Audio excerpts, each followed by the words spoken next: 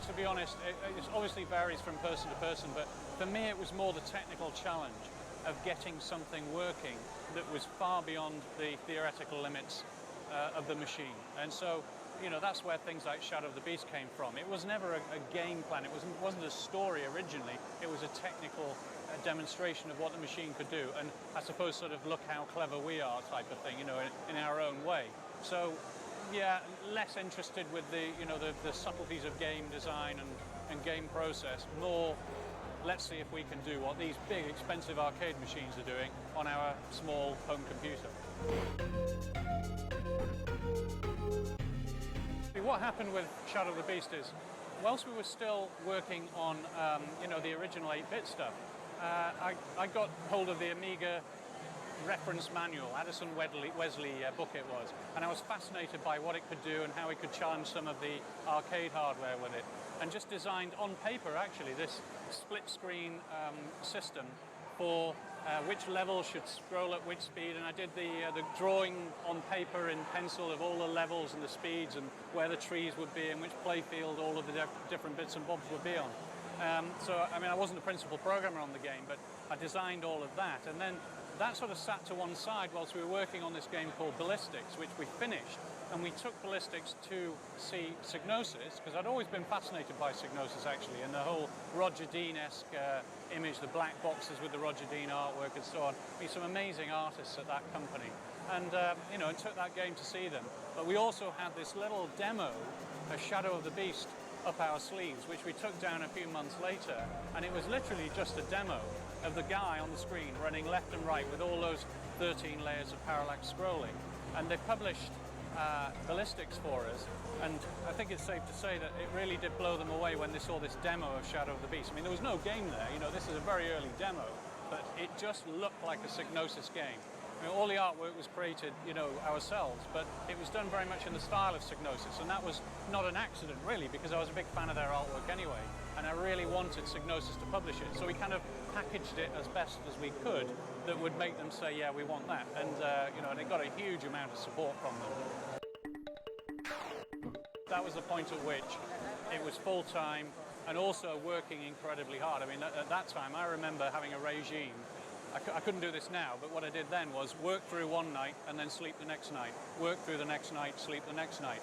And it sounds like a pretty brutal thing to do, but you can actually do it. And that's what we were doing. So I would wake up after 2 nights working through, with my head on the keyboard, a bit of blood on the keyboard from having fallen asleep and smacked the thing. And that was, that was necessary because we wanted to get the games out quickly.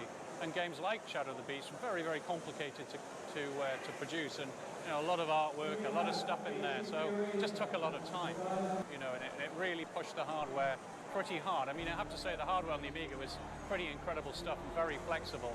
The guys that designed that machine, amazing.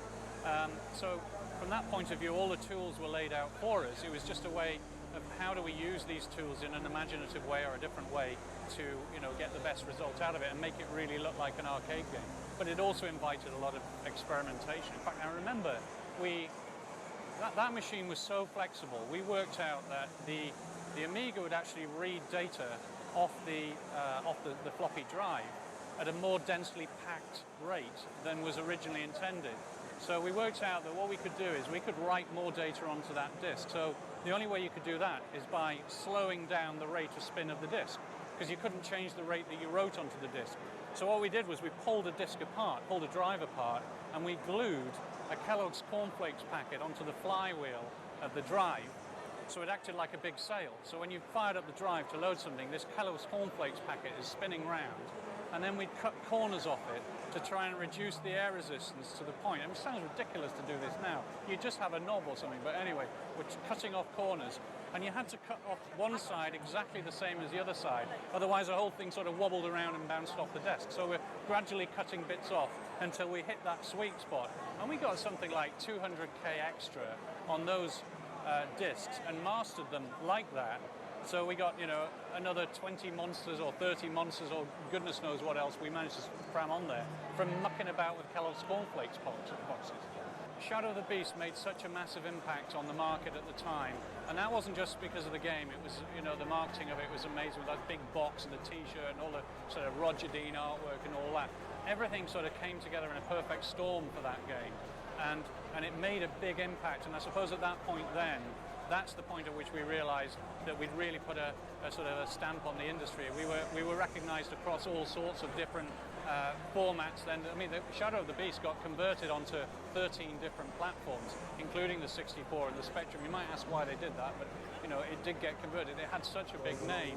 So for us, that, you know, there's been a few landmark times for us in the industry that we're proud of, but that has to be the most special, I suppose, because it was the first one where we sort of exploded out there from the more humble beginnings of the BBC Micro, where, you know, in the BBC community perhaps we were well known, but you wouldn't have known who we were until we got out there with Beast.